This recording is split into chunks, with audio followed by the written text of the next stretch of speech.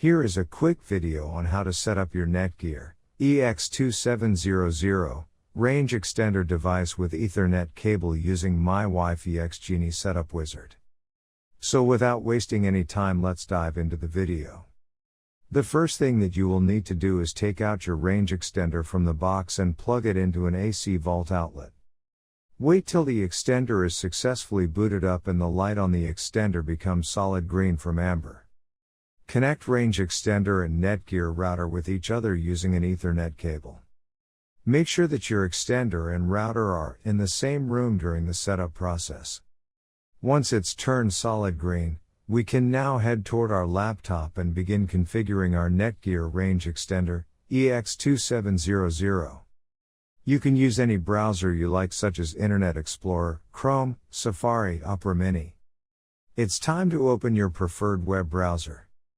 Go to mywifiext.net if on Windows device, or mywifiext.local if on Apple device. In case using an Android device, go to 92.168.1.250.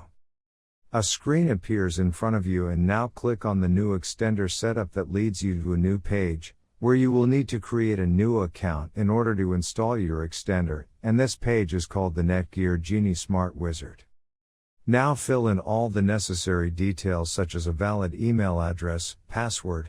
Before heading ahead into the video, in case you are facing any issue with your Netgear Range Extender device, get in touch with our Netgear experts. And once you are done, click on the next button. Now you had two choices, as you can either set up your range extender device as a range extender or as an access point. We are going to click on the range extender, and then it will scan for the available networks and give you a list of all the networks available. Click on the network that you wish to extend. In my case, it's Netgear router, and then it would ask you for the password of your network, and all you will need to do is fill in the password of your existing network. And click on the next. In case if the Wi-Fi password that you just typed in is correct, then your extender will establish a connection between your extender and router. It also allows you to use a different password or use the same password or none at all. If you choose none at all, then anyone will be able to connect with your Netgear extender. I am gonna choose a new password. My Wi-Fi extender name is Paul. You can choose any you like.